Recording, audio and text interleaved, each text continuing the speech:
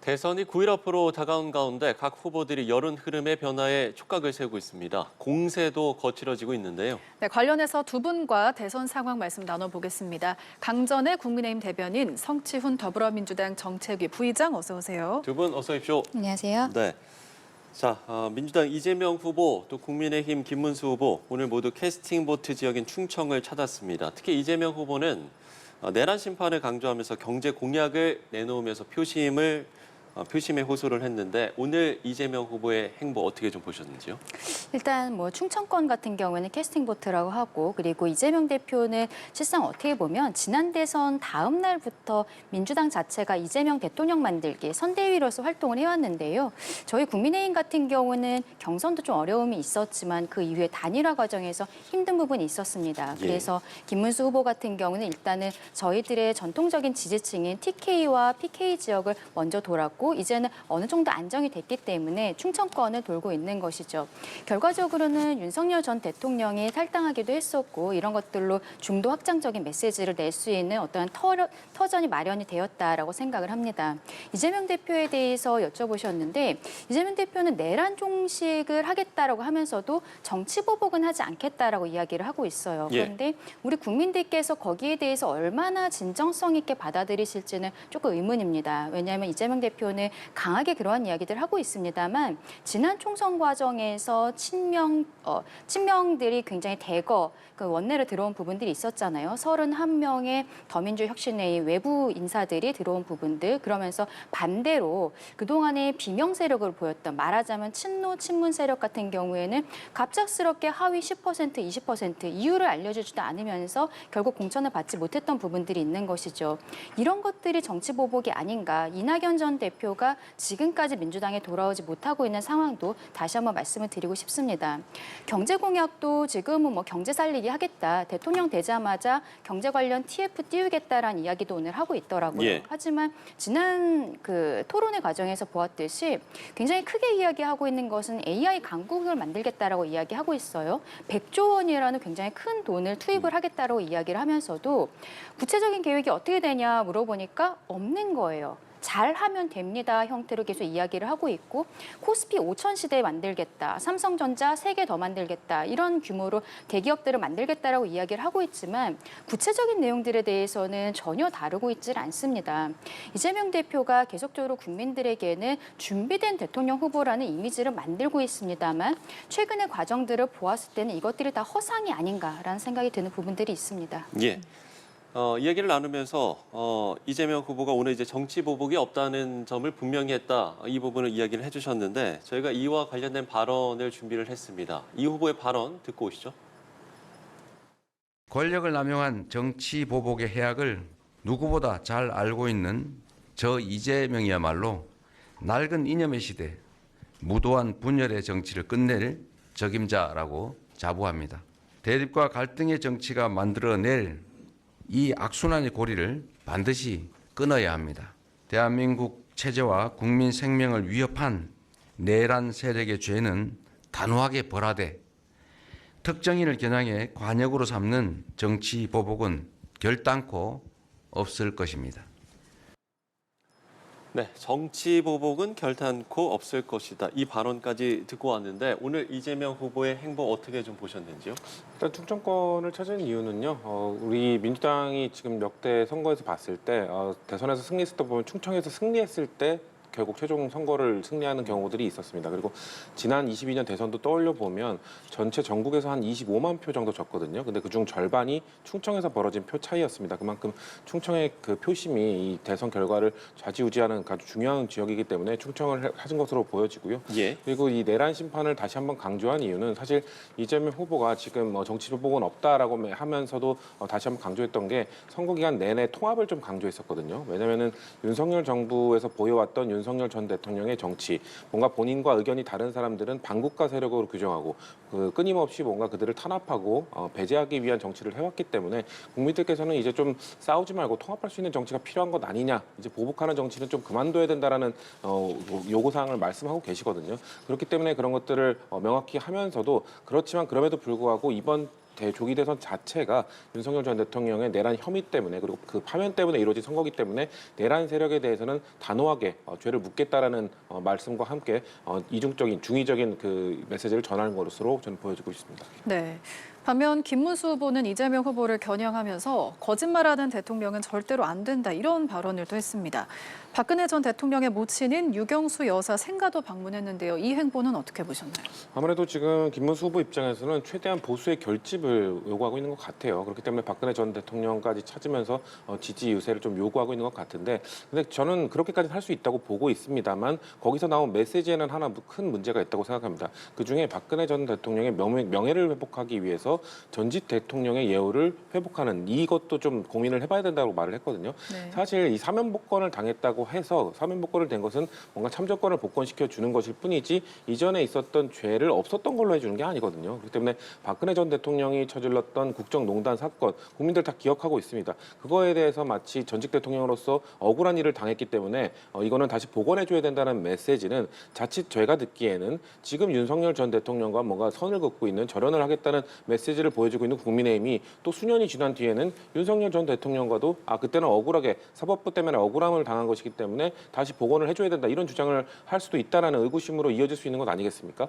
그렇기 때문에 박근혜 전 대통령을 찾고 그분의 지지를 이끌어내기 위한 노력은 알겠습니다만 국민들이 느끼실 때 파면당한 대통령의 전직 대통령으로서의 예우를 복원시켜준다? 이거는 전 매우 부적절한 메시지였다고 봅니다. 네. 이 말씀에 대해서 어떻게 생각하시나요? 일단은 뭐 말씀 주신 것처럼 전직 대통령 예우에 관한 법률에 따라서 이렇게 탄핵에 대한 경우에는 경호 이외에 다른 예우들은 이제 받지 못하는 것으로 되어 있습니다. 그렇다면은 김문수 후보가 이야기하는 대로 하려면 법을 개정해야 되는 부분들도 있는 것이고 법 개정 이전에 우리 국민들께서 어떻게 받아들이실지 다시 한번 확인해야 되는 부분들이 있는 것이죠. 결국 김문수 후보 입장에서는 박근혜 전 대통령에 대해서 명예를 회복해야 된다는 것은 저는 오히려 원칙적인 입장을 이야기한 것이 아닌가, 원론적인 입장으로서 저희 당의 어쨌든 어른이기 때문에 그런 이야기를 한 것이 아닌가라고 생각을 합니다. 예. 그리고 오늘 김문수 후보가 이재명 후보 겨냥해서 거짓말하는 대통령은 절대 안 된다고 말했다고 처음에 짚어주신 부분들이 있는데 이거는 작게 보았을 때는 최근에 그 공직선거법 사건에서 허위사실 공표로서 파기환송 받은 부분들이 있겠고 근데 이런 것들을 넘어서서 이재명 대표 같은 경우에는 말 바꾸기 논란이 너무 많았어요. 그동안에 박근혜 전 대통령에 대해서도 존경한다고 했더니 정말 존경하는 줄 알더라. 본인이 행동하는 것과 말하는 것이 굉장히 다르기 때문에 앞서 제가 말씀드렸던 정치 보복 없을 것이다라고 이야기하고 있지만 거기에 대해서 국민들께서 진정성을 느끼실 수 있을지 좀 의문이 있다 말씀드린 부분들이 있잖아요. 이재명 대표는 본인의 어떠한 이미지, 거짓말하는 이미지가 계속 있다는 것에 대해서는 알고 있는 것으로 보입니다.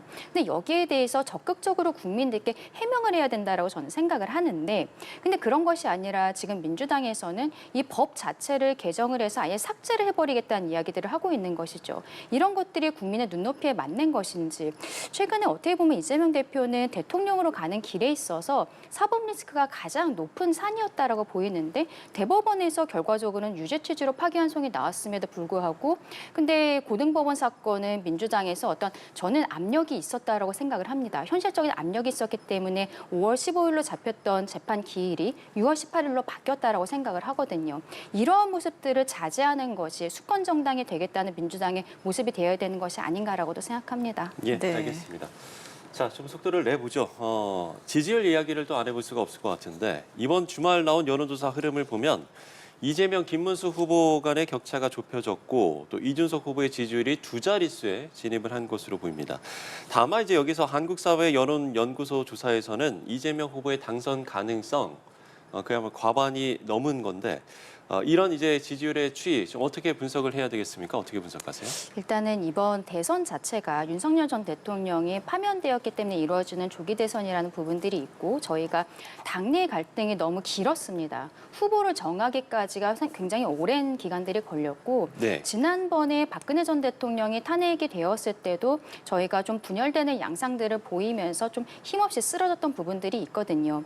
이러한 것들을 국민들께서 기억하고 계시기 때문에 당 당선 가능성에 있어서는 이재명 대표의 손을 더 잡아주시는 것이 아닌가라고 생각을 하는데요. 예. 근데 윤석열 전 대통령은 파면으로서 이제 결정이 났지만 그 헌법재판소의 결정문을 보았을 때는 분명히 민주당의 전행에 대해서도 짚고 있는 부분들이 있습니다. 30명이 넘는 줄탄핵이라든지 예산학 정국 그리고 탄핵 정국 이런 것들에 대해서 대통령 윤석열이 굉장한 부담감을 느꼈을 것으로 보인다. 압박감을 느꼈을 것으로 보인다라는 것들을 짚고 있는데 민주당은 지금까지 거기에 대해서 단 한 차례의 사과의 메시지도 없었어요. 그러면서 국민의힘과 윤석열 전 대통령에 대해서는 내란 수계 그리고 내란 동조 세력이라는 프레임을 계속 지우고 있습니다.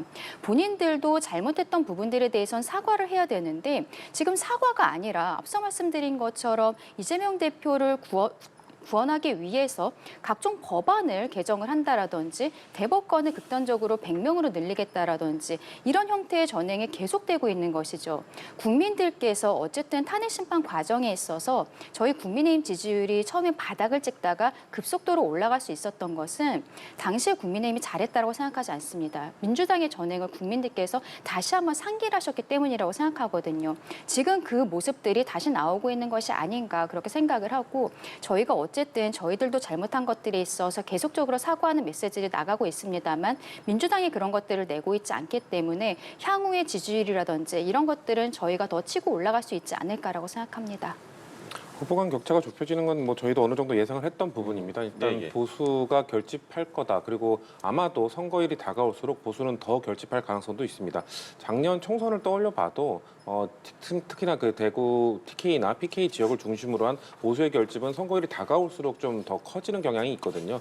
그렇기 때문에 지금의 지지율 격차보다도 더 줄어들 가능성조차 저희는 예측을 하고 있는 상황입니다. 그렇습니다만 아까 말씀드린 것처럼 이재명 후보는 줄곧 뭔가 이번 대선 들어서 통합의 메시지를 좀 던져왔었거든요. 이런 것들이 국민들이 원하는 메시지였기 때문에 앞으로 우리는 그 진영과 상관없이 통합의 정치를 하겠다는 메시지를 던졌던 것인데 그런 것들이 지금 지지율 격차가 좀 줄어드는데 좀 도움이 되지 않았을까라는 생각들도 합니다. 그렇기 때문에 이번 조기 대선이 왜 열리는 것인지 윤석열 전 대통령의 12.3 위헌 위법적인 비상기염 때문에 파면당했기 때문에 지금 열리는 선거라는 것 이번 심판적 선거임을 다시 한번 강조하는 쪽으로 기조를 좀 전환하고 있습니다. 이렇게 된다면은 줄어드는 격차가 어느 정도 완화될 것이라고 저희는 보고 있고요. 또 그럼에도 불구하고 여전히 이재명 후보의 당선 가능성을 높게 보는 이유는 국민들께서도 아시는 겁니다. 지금 그 김문수 후보와 이준석 후보가 끊임없이 단일화 얘기를 하고 있는데 혹시나 단일화가 이루어진다 하더라도 이 둘의 지지율은 1+1은 2가 되지 않을 것이다. 시너지를 내지 못할 것이라는 것을 알고 있기 때문에 국민들께서는 그럼에도 불구하고 이재명 후보가 당선될 가능성 가장 높다고 봐주시는 걸로 저희는 분석하고 있습니다. 네, 단일화 말씀해 주셨으니까 단일화 전망 한번 해보겠습니다. 오늘 대선 투표용지 인쇄가 시작됐습니다. 이준석 후보는 단일화 없다 이런 입장에서 물러서지 않고 있는데요. 사전투표 전 단일화 가능하다고 보십니까? 저는 충분히 가능하다라고 생각을 합니다. 그리고 이준석 대표 입장에서는 개인적으로는 정말 하고 싶지 않을 수도 있어요. 왜냐하면 지난 총선 과정에서도 이낙연 전 대표와 빅텐트를 치겠다라고 했다가 오히려 본인의 핵심 지지층이었던 2030 남성들로부터 굉장히 외면을 받았고 그것이 깨진 바가 있었거든요. 이번에도 어떠한 명분 없이 저희 국민의힘과 다시 함께하게 된다면 그리고 뭐 지금 그 공보단장 같은 경우에는 당권 거래 이야기들을 하고 있어요. 그러면은 누리꾼 같은 경우에는 그냥 단일화가 아니라 합당까지 가는 것이냐 이런 생각들을 하실 수밖에 없는 거거든요. 이러한 과정에서 이준석 후보가 김문수 후보에게 명분 없이 단일화를 하게 됐을 때는 본인 지지층이 정말로 모래알처럼 사라지는 경우들이 생길 수가 있는 것입니다. 그렇다면은 저희 당 입장에서는 김문수 후보가 이제 뭐 직접 찾아가겠다라는 이야기들도 하고 있습니다만 결과적으로는 변화된 모습을 보여드려야 된다라고 생각을 해요. 지금 비상계엄에 대해서는 후보 본인도 사과하는 메시지가 나왔습니다만 윤석열 전 대통령과의 관계에 대해서는 아직까지도 김문수 후보의 입에서는 정확하게 절연의 메시지들이 나오지 않고 있습니다. 김용태 비대위원장이 이야기하고 있고 그리고 뭐 당무 개입 같은 것을 못하도록 당원에 넣겠다 이러한 이야기들로 약간은 돌려서 이야기한 듯한 모습들이 있거든요. 예. 그러면 김문수 후보가 본인 스스로 입으로서 정리를 하고 그러면서 어떻게 보면 이준석 후보가 들어올 수 있는 장을 마련해줘야 되지 않을까. 그렇게 된다면 저는 충분히 가능하다고 생각합니다. 변화하는 모습을 보이면 가능하다고 본다라고 말씀하셨는데 어떻게 보시나요? 지금 사람들이 사실 단일화의 가능성을 낮게 보는 이유는 이 두 후보가 합쳐졌을 때 시너지 효과가 나지 않기 때문입니다. 왜냐하면 각종 지지율 지표에서 김문수 후보로 단일화됐을 경우 이준석 후보로 후보로 단일화됐을 경우 양자 대결에서 두 후보의 그 각자의 지지율을 합친 것보다 훨씬 더 낮은 수치가 나오거든요. 이렇게 낮은 수치가 나오는 이유는 두 후보 모두 이 확정성의 한계를 갖고 있기 때문입니다. 김문수 후보 같은 경우는 탄핵에 반대했던 그런 이력 때문에 뭔가 합리적 중도층 그리고 이준석 후보의 지금 지지층이 김문수 후보로 단일화된다고 하더라도 그쪽으로 다 연결되지가 않습니다. 이준석 후보도 마찬가지거든요. 본인의 이 주된 지지층인 2030 남성의 지지를 확보하는 과정 속에서 뭔가 젠더, 여성의 지지나 다른 세대의 지지를 좀 잃은 측면이 있기 때문에 이준석 후보로 단일화된다 하더라도 다른 세대와 여성의 지지를 더 다 오롯이 이끌어내기 어려운 상황에 처해 있습니다. 그렇기 때문에 두 분의 지지를 합쳤을 때 이재명 후보를 압도할 정도가 되어야 사실상 단일화의 실질적인 명분이 생기는 거거든요. 과거 뭐 2002년 노무현 정몽준 사례, 2012년 문재인 안철수 사례, 그 과거 단일화 사례들을 다 떠올려 보더라도 네. 단일화를 했을 때 양자 대결에서 유의미한 수치가 나올 때 단일화가 실제 이루어졌거든요. 그렇기 때문에 지금 유의미한 수치가 나오지 않은 상황에서 사실상 이준석 후보가 김문수 후보의 제안에 응할 가능성이 매우 낮다고 보는 것이거든요. 근데 2022년 대선을 떠올려 보면 사전투표 전날 직전 그 새벽에 거의 이 단일화가 이루어졌었거든요. 네. 아마도 국민의힘이 그래서 사전투표 직전까지 이준석 후보에 대한 압박을 할 것으로 보여집니다. 하지만 저는 이준석 후보가 방금 말씀드린 그 유의미한 지표도 나오지 않고 있는 상황에서 굳이 본인이 계속해서 이번은 그 조기 대선은 내란에 대한 심판적 성격도 띠고 있다. 탄핵에 반대했던 세력과는 손잡을 수 없다라는 본인의 그런 정치적 명분을 뒤엎어가면서까지 단일화에 응할 가능성은 저는 매우 낮다고 보고 있습니다. 예. 네.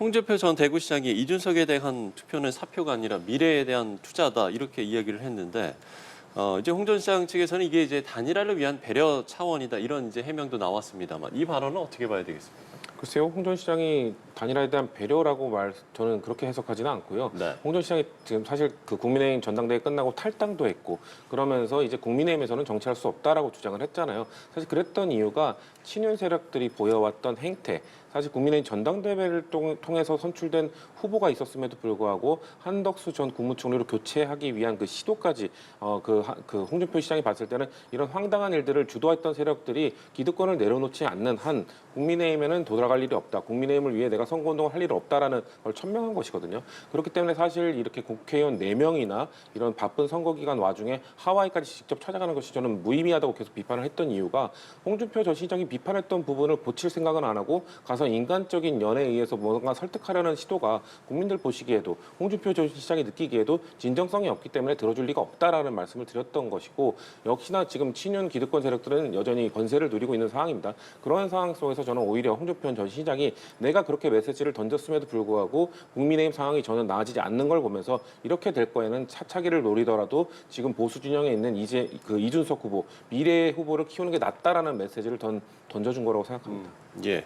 국민의힘에서는 이제 불편한 감정을 내비치기도 했는데 단일화를 위한 배려 차원이었다 이런 글 네. 그렇게 보시는지요? 김대식 의원께서 그렇게 참 선회해서 좋게 해석을 하신 것 같은데 저는 개인적으로 굉장히 실망스럽다라고 말씀을 드리고 싶습니다. 저희 의원들이 특사 자격으로 하와이까지 갔고 그랬는데 그때 이제 본인 입으로 이야기한 것은 아니고 특사단이 김문수 후보에 대한 지지를 이끌어내었다라고 언론에 공표를 한 바가 있거든요. 근데 지금 뭐 결국 이준석 후보에게 손을 들어주는 것처럼 그 모양이 잡혀가고 있는 상황입니다. 예. 다만 여기에 대해서는 지난번까지 특사단이 가게 된 과정은 이준석 후보에 대해서 그전에도 이야기를 했었어요. 이번 대선은 이재명과 이준석의 대결이 될 것이다. 이런 얘기를 하고 하와이에 가셨었는데 하와이 가서는 이재명 후보에 대해서 손을 들어주는 듯한 메시지들이 계속 있었고 그러면서 뭐 총리 제안 받은 거 아니냐 이런 이야기들까지 있었기 때문에 일단은 민주당과의 관계에 있어서 단절이 되었다라는 것에 있어서는 특사단의 의미는 있었다라고 생각을 하고요. 결국에는 홍준표 시장의 말씀은 좀 아쉬움이 있습니다만 당의 원로로서 조금은 자제해 주셨으면 하는 마음도 있고 저희가 단일화를 위해서 더 열심히 해야겠다라는 생각도 하는 부분들이 있습니다. 네. 한편 지난 20일부터 한동훈 전 대표가 김문수 후보 지원 유세를 시작했습니다. 그리고 오늘 처음으로 김문수의 이름이 적힌 선거 운동복을 입어서 눈길을 끌었는데요. 한 전 대표의 심경에는 어떤 변화가 있었다고 보시나요? 그렇죠. 한동훈 전 대표가 어쨌든 부산에서부터 유세를 시작하면서 옷도 처음에는 김문수라는 글자가 없는 2라는 숫자만 있는 옷을 입었었고 그리고 유세 과정에서 우리 국민의힘 후보를 지지해 주십시오라고 이야기하고 김문수라는 이름을 첫날에는 다른 이야기를 안 했어요. 네. 근데 두 번째 날부터는 김문수라는 이름을 이야기하고 이제 오늘은 옷에도 김문수가 박혀져 있는 옷을 입게 된 것이죠. 한동훈 후보가 뭐 일부러 그랬다라고 지금 생각하고 싶지는 않습니다. 네. 다만 지금 당에서의 분위기라는 것이 어쨌든 하나가 되어야 된다. 여기에 대해서 특히 당원들께서 굉장히 강하게 원하시는 부분들이 있고 이번 대선 과정을 거치면서 저희 당원들은 안철수의 재발견이라는 이야기들을 많이 해요. 같이 뭐 탄핵에 찬성했었던 분이었습니다만 안철수 의원 같은 경우는 마지막에 4명 중에서 홍준표 전 시장 하와이 가고 그리고 한동훈 전 대표도 뭐 공중전으로서 유튜브 등으로 본인이 열심히 했다라고는 하지만 유세 과정엔 나오지 않았었는데 안철수 후보는 굉장히 좀 열심히 하는 모습들을 보이면서 오히려 다른 후보들에게 함께해야 된다라는 메시지들을 낸 것들이 있었거든요. 만약에 다음번에 뭐 전당대회라든지 이런 것들이 있게 된다면 어쨌든 이미지가 좀 겹치는 부분들도 있고 당원들께서 아니 다른 당에서 들어온 안철수마저도 저렇게 열심히 하는데 왜 한동훈은 어쨌든 당 대표까지 했던 사람이 왜 김문수란 이름을 말하지 않는 것이냐, 왜 그 옷을 입고 나오지 않는 것이냐라는 지적들이 많이 있었던 것이 아닌가라고도 생각합니다. 네, 어떻게 들으셨습니까? 일단 한동훈 전 대표는 선거운동을 본인이 안 하겠다고 했던 것이 아니라 조건을 좀 걸었었잖아요. 그러니까 윤석열 전 대통령과의 완벽한 절연, 그리고 극우 진영과의 또 절연, 그리고 후보 교체 시도를 했던 친윤 세력들의 사과 및 기득권 포기 이런 것들을 요구를 했던 것인데 사실상 그 친윤 세력들이 기득권을 계속해서 지키면서 어찌 보면 명분을 안 줬던 것이거든요. 근데 한동훈 전 대표가 선거운동을 또 시작을 하자 이제는 이제 그 유세복에 김문수 이름이 안 쓰여져 있지 않은 거를 입고 운동한 것도 지적하면서 친윤 세력 그 지지자들은 또 그거에 대해서 비판을 했거든요. 그랬더니 한동훈 전 대표가 또다시 그거에 대해서 얘기를 했었죠. 내가 김문수 후보 이름이 적혀있지 않은 유세복을 입을 수밖에 없었던 이유는 끝까지 후보 교체를 시도하면서 뭔가 친윤 세력들의 그런 그 잘못 때문에 유세복 신청이 늦어졌기 때문에 나에게 김문수 후보 이름이 없는 유세복을 준 것이다라고 주장을 했었거든요. 그런 것처럼 한동훈 전 대표 입장에서는 본인이 말한 것들이 하나도 받아들여지지 않고 아까 말한 홍준표 전 시장도 지적하고 있는 친윤 세력들, 뭔가 국민의힘에서 계속해서 권세를 누려왔던 이 세력들의 뭐 기득권 포기가 전혀 없는 과정 속에서도 본인은 나름대로의 선거운동을 하고 있는 거라고 보여지거든요. 근데 저는 국민의힘에 있는 그 친윤 세력들의 비판적인 지지층 입장에서는 한동훈 전 대표가 이렇게 지지에 나서고 있고 그리고 최근에 그 조경태 의원, 친한계 의원으로 지금 알려져 있는 조경태 의원이 선대위 직함을 맡게 되더라도 국민의힘의 내부에 있는 이 기득권들이 기득권을 포기하지 않는 모습을 보면서 아마 적극적인 지지나 이런 것들로 이어지지는 어려울 거라고 저는 보고 있습니다. 예. 네. 자, 국민의힘 김문수 후보 대통령의 당무 개입을 원천 차단하기 위해서 즉각 당원을 개정하겠다라고 밝혔는데요. 이 발언 직접 듣고 오시죠. 그동안 대통령의 당무 개입 논란은 많은 갈등을 낳았습니다. 특히 공천 개입은 당의 자율성과 민주성을 훼손하고 대통령 중심의 사당화를 부추기며 당내 갈등의 불씨가 되어 왔습니다. 저는 대통령의 당무 개입을 원천적으로 차단할 수 있는 제도적 장치를 마련하겠습니다. 특히 당내 선거 및 공천, 주요 당무에 관하여 대통령의 개입을 금지한다는 내용을 반드시 포함시키겠습니다. 네, 국민의힘 김문수 후보의 발언을 듣고 오셨는데 글쎄 뭐 윤 전 대통령과의 관계를 에둘러서 뭐 절연했다 이런 좀 분석도 좀 나오는 것 같은데요. 이 발언 좀 어떻게 들으셨는지요? 일단 늦어도 너무 늦었죠. 그리고 사실 당원 당규에 대통령의 당무 개입을 금지하는 내용들을 담는다는 것 자체가 상당히 후진적인 거거든요. 그러니까 뭔가 제도나 규칙, 법에 뭔가 일일이 다 이런 것들을 담지 않아도 당연히 지켜져야 되는 것들이 안 지켜진 거 아니겠습니까? 역대 대통령들이 당원 당규에 그런 것들이 없기 때문에 그런 걸 어겨가면서 뭔가 당무 개입을 했었습니까? 그런 문제가 불거진 거는 윤석열 전 대통령이라는 희대의 대통령이 나타나면서 당무 개입을 너무 적극적으로 했기 때문에 이런 문제가 발생한 것이고요. 사실 이런 목소리를 내고자 했다면 윤석열 전 대통령이 재임 기간 동안 뭔가 본인과 마음에 안 드는 이준석 대표를 쫓아내는 과정, 그리고 그 이후에 본인이 원하는 당대표를 또 세우는 과정, 그리고 공천에 개입하는 과정, 이런 것들이 드러났을 때 사실 윤석열 전 대통령을 비판하고 그 윤석열 전 대통령과 절연하기 위한 노력들을 보여줬어야 되는 건데 지금 선거 기간에 와서 뭔가 지지율이 잘 안 나오니까 이런 그 즉각적인 뭔가 당규를 만들겠다고 말하는 것 자체가 진정성이 없다는 것이고 아마도 그렇기 때문에 윤석열 전 대통령에 대해서 비판적인 생각을 갖고 있던 지지층이 이 모습을 보면서 마음을 돌려준다거나 뭔가 다시 지지로 이어진다거나 저는 그럴 거라고 보지는 않습니다. 예. 이미 이제 타이밍이 좀 늦은 게 아니냐 이런 이제 지적인데요. 근데 저희 입장에서는 이 부분은 분명히 짚고 넘어가야 되는 것이고 선언적인 의미가 분명히 있다라고 생각을 합니다. 예. 그렇기 때문에 김용태 비대위원장이 즉각적으로 절차를 밟아나가겠다라고 이야기를 하고 있는 것인데요.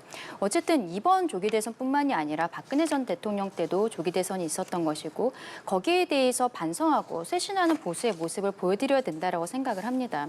이거는 이번 대선 과정에 있어서 어떤 중도층 표심을 노리기 위한 부분들도 있겠습니다만 그런 것들을 넘어서서 저희 당이 지속 가능성이 있고 정말로 보수가 쇄신하는 모습들은 저는 당연히 보여드려야 된다고 생각을 하거든요.